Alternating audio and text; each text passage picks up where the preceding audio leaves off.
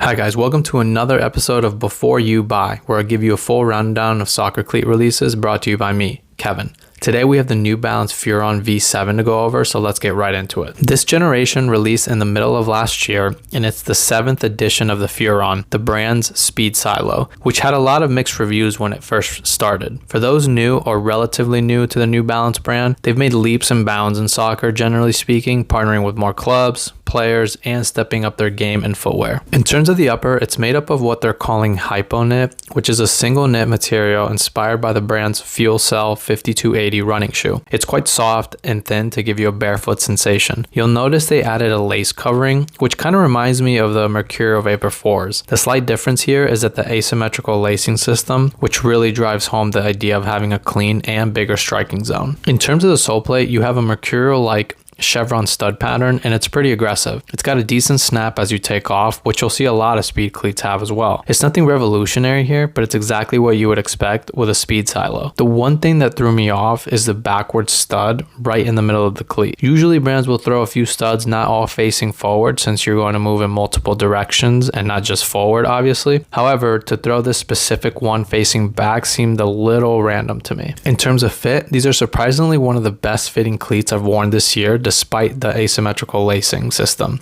However, I do have a few notes in terms of sizing. These are narrow, so if you have wide feet, I would stay away from these. But the great news is that New Balance offers a wide variation of all their silos. I usually don't have trouble with narrow cleats since I have small, skinny feet, but these ran a little too tight for my liking towards the toe box. Some people don't mind a little pressure because with a little break-in time, it'll most likely go away, but I'll be testing out the Furon wide option later this week to see how they compare. Another note is that for me, the heel counter felt a hair too shallow. The knit sock liner does go up towards your ankle, but it's not rigid enough, so it doesn't really grab your heel as it would if it was the actual heel counter. Judging by the initial fit and feel, I would say these probably will take about 3 to 4 weeks to break in.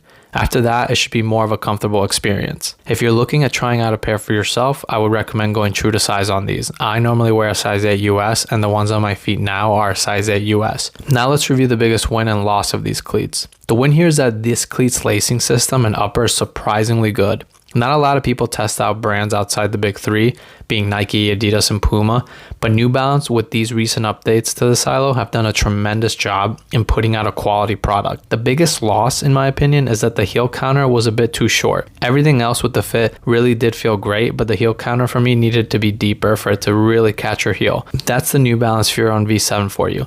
I'll leave a few links in the description in case you're interested in buying these. If you have any questions or opinions about these, leave them down below and I'll answer them as they come. Thank you so much for watching, and if you found this video helpful and you enjoyed yourself, please be sure to hit the like button and subscribe. I do have other reviews as well as tips and tricks on my channel to help you pick out your next pair of cleats, so please be sure to check those out as well. See you on the next one.